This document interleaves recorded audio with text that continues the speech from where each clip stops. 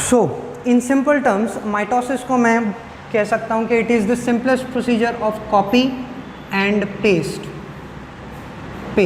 एक सेल से genetic material को, डीएनए को कॉपी कीजिए, एज इट इज़ उसको डॉटर सेल्स के अंदर में पेस्ट कीजिए, no improvisation, no editing, nothing. तो वो होता है आपका माइटोसिस। ओके, अब चलिए आगे बढ़ते हैं और थोड़ा सा कुछ पॉइंट्स है जो बिफोर माइटोसिस जो है वो मैं आपको बताना चाहता हूँ, सो दैट कि जब हम माइटोसिस पढ़ने जाए और कुछ पॉइंट्स को हम डिस्कस करें तब ये कन्फ्यूजन्स नहीं होने चाहिए। Most of the times students को कन्फ्यूजन होता है इन टर्म्स के अंदर में, जिसमें से एक टर्म है क्रोमैटिन, दूसरा एक टर्म है जिसे कहते हैं क्रोमोज़ोम, तीसरा एक टर्म है जिसको कहते हैं क्रोमैटिड, और इसी से एसोसिएटेड होता है सिस्टर क्रोमैटिड, जिसको मैं बाद में बताता हूँ। ओके, अब जनरली ये मान लीजिए कि बिफोर स्टार्टिंग ऑफ माइटोसिस हमारा जो जेनेटिक मटेरियल होता है it is in the form of thin thread like structures, धागे के जैसे छोटे छोटे टुकड़ों में होता है, जिसे कहते हैं क्रोमैटिन।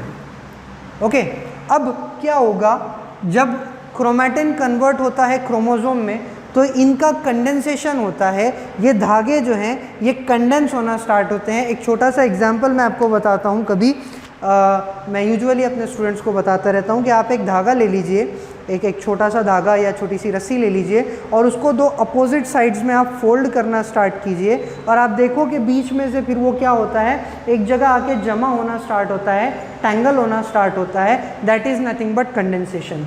सो जब कंडेंसेशन हो जाता है तो यही क्रोमैटिन कन्वर्ट होता है कुछ इस तरह के स्ट्रक्चर में, इसे मैं कहता हूँ क्रोमोसोम।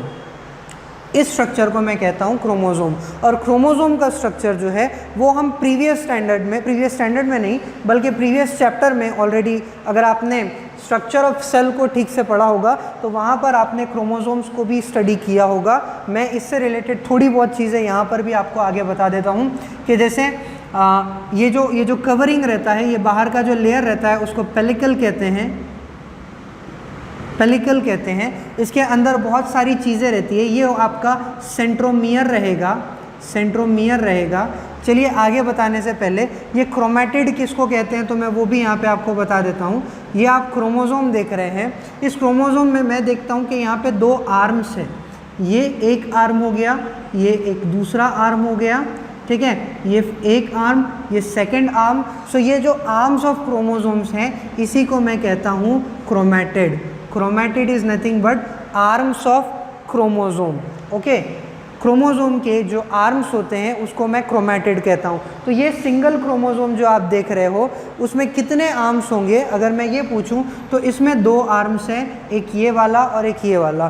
तो इस तरह एक सिंगल क्रोमोसोम में दो आर्म्स होते हैं। सो आई होप कि यहाँ तक आपको बात समझ में आई है। अब एक और मेरा पॉइंट है, सिस्टर क्रोमैटिड्स क्या होते हैं। तो उसके लिए पहले हमको एक और चीज़ समझनी पड़ेगी। जब हम इस क्रोमोसोम का स्ट्रक्चर डिटेल में देखते हैं तो हमको यहाँ पता चलता है कि इसके अंदर में कुछ थ्रेड लाइक स्ट्रक्चर्स होते हैं। ये जो थ्रेड लाइक स्ट्रक्चर्स हैं, एक्चुअल में इन्हीं थ्रेड लाइक स्ट्रक्चर्स में हमारा जो जेनेटिक मटेरियल है, हमारा जो डीएनए है वो कॉइल्ड है। ओके, सो इन्हीं थ्रेड लाइक स्ट्रक्चर्स में एक्चुअल में क्या है, हमारा जो जेनेटिक मटेरियल है वो कॉइल्ड है, और इन थ्रेड लाइक स्ट्रक्चर्स को मैं कहता हूँ क्रोमैटोनेमा। ठीक है, अब और ज़्यादा डिटेल में वैसे जाने की ज़रूरत नहीं है, लेकिन जब आप जाओगे तो आपको पता चलेगा कि ये जो क्रोमैटोनेमा है, ये एक्चुअली बनता है क्रोमोनेमा से। सबसे पहले होते हैं क्रोमोमियर्स। आप सिंपली इसको डीएनए के बेड्स बोल सकते हो, डीएनए के बंचेस, ठीक है। क्रोमोमियर्स, इनके कलेक्शन को आप बोल सकते हो कि ये क्रोमोनेमा है, और इसी क्रोमोनेमा को जब आप थ्रेड लाइक फॉर्म में देखोगे तो मैं उसे कहता हूँ क्रोमैटोनेमा, क्रोमैटोनेमा मैं कहता हूँ। ओके, सो ये ओरिजिनल क्रोमोसोम है जिसमें अभी तक रेप्लिकेशन का प्रोसेस स्टार्ट नहीं हुआ, मतलब जीन का कॉपी नहीं बना। ठीक, अब मेरी बात थोड़ा ध्यान से सुनिए, मैं आगे जो डायग्राम बनाने जा रहा हूँ वो it is just for the purpose of understanding. ये टेक्निकली करेक्ट नहीं भी हो सकता है, लेकिन जब हम आगे चल के ये एक स्टेटमेंट यूज़ करेंगे कि chromosome chromatin is converted into chromosome and sister chromatids are also formed, तो ये पूरा प्रोसेस कैसा होता है, मतलब अब जो मैं बताने जा रहा हूँ वो ये है कि क्रोमैटिन का कन्वर्जन क्रोमोसोम्स में कैसे होता है, क्रोमोसोम्स में कैसे होता है, और क्रोमोसोम्स से सिस्टर क्रोमैटिड्स किस तरह बनते हैं। ओके, सो टेक्निकली ये एक अलग एडवांस्ड प्रोसीजर है, मैं जस्ट अंडरस्टैंडिंग पर्पसेस के लिए आपको बता रहा हूँ ताकि जब आप माइटोसिस को स्टडी करोगे, क्योंकि एक बात याद रखिए कि जिस लेवल पे हम इसको स्टडी कर रहे हैं यहाँ पर आपको सिर्फ स्टेटमेंट्स बताए हुए हैं, उसके पीछे का डिटेल्ड बैकग्राउंड दिया हुआ नहीं है। नीट या 12th स्टैंडर्ड की लेवल पर अगर हम देखेंगे तो आपको वैसे ये क्रोमोनेमा और क्रोमोमियर का भी कोई काम नहीं है, लेकिन मैं ये सारी चीज़ें इसलिए बता रहा हूँ ताकि जब हम ये टर्म यूज़ करते हैं कि भाई chromatin is converted into chromosomes and sister chromatids are formed, तो यहीं पे बहुत सारे स्टूडेंट्स जो है वो कंफ्यूज हो जाते हैं कि भाई ये कौन सी चीज़ क्या है और एक्चुअल में चल क्या रहा है इसके अंदर में। तो वो प्रोसेस समझाने के लिए मैं यहाँ पर आपको ये सब बता रहा हूँ। तो सोचिए, मैंने बताया कि जब ये आपका डीएनए ऐसे थ्रेड के फॉर्म में रहेगा न्यूक्लियस के अंदर तो मैं उसको क्रोमैटिन कहूँगा, जब यही थ्रेड कंडेंस हो जाएंगे तो मैं उसको क्रोमोसोम कहूँगा। अब ये सोचिए, ये क्रोमैटिन है, ये क्रोमैटिन है, ठीक है। अब मैं कह रहा हूँ कि कौन सा प्रोसेस स्टार्ट हुआ, कंडेंसेशन का, डीएनए कंडेंसेशन का प्रोसेस स्टार्ट हुआ है। डीएनए कंडेंसेशन के प्रोसेस के बाद में ये जो क्रोमैटिन रहेगा ये कन्वर्ट होगा भैया क्रोमोसोम्स के अंदर में। ये सिंगल क्रोमोसोम है जिसके 2 आर्म्स हैं और हर आर्म को जैसे मैंने बताया मैं कहता हूँ क्रोमैटिड, नॉट सिस्टर क्रोमैटिड। ध्यान से सुनिए, ये जो 2 आर्म्स हैं, एक क्रोमोसोम के जो 2 आर्म्स हैं मैं उनको क्रोमैटिड्स कहता हूँ, सिस्टर क्रोमैटिड्स नहीं कहता। फिर मैंने कहा कि इस क्रोमोसोम के अंदर एक्चुअल जो जेनेटिक मटेरियल रहेगा वो कुछ थ्रेड के फॉर्म में रहेगा, जिन थ्रेड को मैं नाम देता हूँ, जैसे मैंने कहा वो होंगे क्रोमैटोनेमा। अब मान लीजिए कि ये जो क्रोमोसोम है ये गया डीएनए रेप्लिकेशन में। जस्ट एक एग्जाम्पल समझाने के लिए बता रहा हूँ, इसका हुआ डीएनए रेप्लिकेशन। अब डीएनए रेप्लिकेशन किसका होगा, तो एक्चुअल जो जेनेटिक मटेरियल है, जो डीएनए है डबल स्ट्रैंडेड, उसका कॉपी बनेगा, उसका कॉपी बनेगा। अब ये कॉपी कैसे बन रहा है, तो यहाँ देखिए मैं फिर से उस क्रोमोसोम को ड्रॉ करता हूँ। I am drawing that chromosome again. Okay, अब यहाँ पर आप देखिएगा,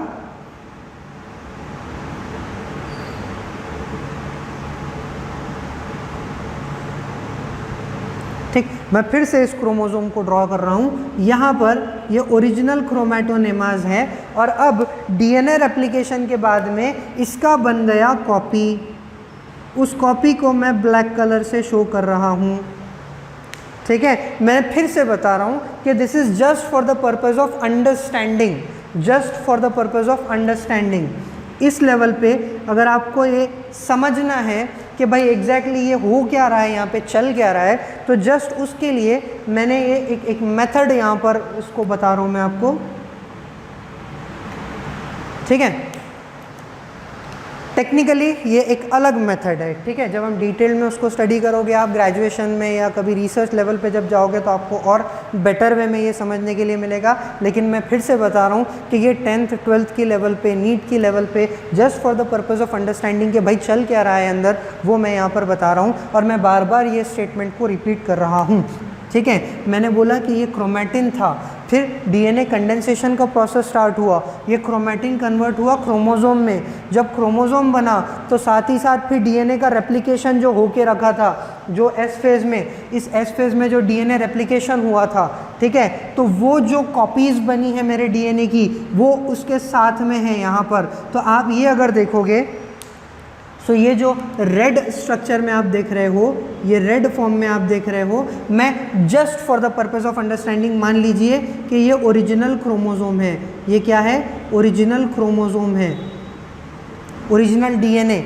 ठीक है। और ये जो ब्लैक कलर से मैंने यहाँ पे शो किया है आपको, ये ब्लैक कलर से जो मैं शो कर रहा हूँ, ये समझ लीजिए कि ये कॉपी है, डीएनए का जो कॉपी बना था ना डीएनए रेप्लिकेशन में, वो कॉपी है, ओके। अब क्या होगा, थोड़े समय बाद में ये जो कॉपी वाला पार्ट है ये अलग क्रोमैटिड बना लेगा, खुद सेपरेट हो जाएगा, पूरा का पूरा आर्म ही नया बना लेगा। कैसे होगा तो वो देखते हैं। ये है आपका chromosome, okay, now this is your chromosome. इसमें आपके ओरिजिनल क्रोमोसोम या ओरिजिनल डीएनए जीन, ठीक है, ये था ओरिजिनल। और जो कॉपी बना था ना, वो कॉपी जो रहेगा वो एक पूरे आर्म के फॉर्म में सेपरेट हो जाएगा। फिर यहाँ आप देखोगे कि यहाँ पर वो कॉपीज़ प्रेजेंट है, ठीक है। और यहाँ पर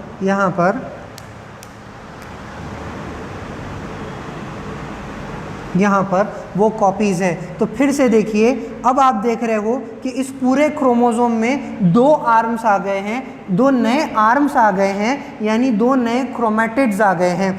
पहले इस क्रोमोसोम में सिर्फ 2 आर्म्स थे जिनको मैं क्रोमैटिड्स बोलता था। तो ये क्रोमैटिड, ऐसे कितने 2 क्रोमैटिड्स थे। बट अब क्या हुआ, ये 2 क्रोमैटिड्स तो थे ही थे भैया, 2 क्रोमैटिड्स तो है ही, साथ ही साथ क्या हुआ, 2 नए क्रोमैटिड्स और आ गए, 2 नए क्रोमैटिड्स और आ गए। और ये जो नए क्रोमैटिड्स हैं जिनके पास में डीएनए का कॉपी है, मैं इसे कहता हूँ सिस्टर क्रोमैटिड्स।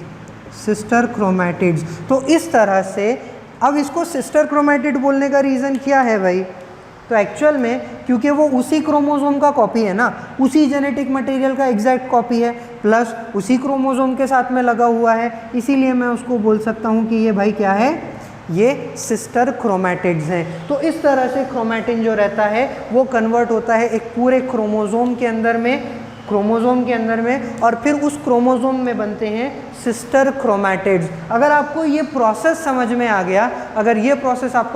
गया, तो फिर डीएनए का डिवीजन कैसे होता है, क्रोमोसोम्स का सेपरेशन कैसे होता है, इक्वल सेपरेशन कैसे होता है, ये समझना आपके लिए कोई बहुत बड़ी बात नहीं है। सो आई होप कि यहाँ तक आपको पॉइंट जो है वो क्लियरली अंडरस्टैंडेबल है। अब एक लास्ट पॉइंट मैं यहीं पे आपको बता देता हूँ। अब मान लीजिए कि मैं इस सिस्टर क्रोमैटिड को सेपरेट कर देता हूँ और इस वाले क्रोमैटिड को सेपरेट कर देता हूँ, ठीक है। तो होगा क्या, आफ्टर सेपरेशन, मैं यहाँ लिख रहा हूँ, आफ्टर सेपरेशन क्या होगा, मुझे यहाँ एक क्रोमोसोम मिलेगा जिसमें, जैसे मैंने बताया था कि ओरिजिनल क्रोमोसोम्स थे, ओरिजिनल डीएनए जेनेटिक मटेरियल था, वो यहाँ रह गया, ठीक है। प्लस मुझे एक कॉपी भी मिल गई भाई, ये जो सिस्टर क्रोमैटिड्स थे ये सेपरेट होके पूरा एक क्रोमोसोम बना लिया उसने। ये सिस्टर क्रोमैटिड जब सेपरेट हो गया तो नए सिरे से एक नया क्रोमोसोम बन गया, और इस क्रोमोसोम में भी क्या है, जेनेटिक मटेरियल है। लेकिन आप ये देखोगे कि ये जो क्रोमोसोम बना है इसको मैं डॉटर क्रोमोसोम बोलता हूँ। और ये जो डॉटर क्रोमोसोम है भैया, ये दोनों ही क्रोमोसोम्स 100% कैसे हैं, आइडेंटिकल हैं, ठीक है। तो इस तरह से होगा क्या, अगर मैं कहता हूँ कि एक डिप्लॉइड सेल में माइटोसिस हो रहा है, तो उसमें 46 क्रोमोसोम्स थे, 46 इस तरह के क्रोमोसोम्स थे। फिर क्या हुआ, तो 46 सिस्टर क्रोमैटिड्स बने साथ ही साथ में, तो 46 ओरिजिनल क्रोमोसोम्स, 46 सिस्टर क्रोमैटिड्स। फिर बाद में ये दोनों क्या हो गए, सेपरेशन हो गया। सेपरेशन की स्पेलिंग गलत हो सकती है, ठीक है, सेपरेशन हो गया। और सेपरेशन के बाद में क्या हुआ, तो मुझे 2 डॉटर क्रोमोसोम्स मिले, जिसमें से एक, ठीक है, मैं यहाँ इसको लिखता हूँ, ये ओरिजिनल क्रोमोसोम था, बाद में कॉपी बनी, ठीक है। सो ये ओरिजिनल क्रोमोसोम, ये सिस्टर क्रोमैटिड्स, बाद में ये क्या हो गए, सेपरेट हो गए। तो सेपरेट होने के बाद में क्या हुआ, मुझे 2 सेल्स मिल गए, और अब हर सेल के पास में अपना खुद का क्या है, क्रोमोसोम है। सो ये क्रोमोसोम चले गए इस सेल के पास में, इस डॉटर सेल के पास में, और जो कॉपी था, जो ये वाला कॉपी आप देख रहे हो, ये कॉपी चला गया भैया दूसरे वाले डॉटर सेल के पास में, एग्जैक्ट 46 क्रोमोसोम्स। तो इस तरह से जो 2 डॉटर सेल्स बने हैं, ये दोनों कैसे हैं, 100% आइडेंटिकल है, 100% आइडेंटिकल है। और ये होता है भैया माइटोसिस के अंदर, ठीक है। मैंने आपको सारा माइटोसिस यहीं पे समझा दिया।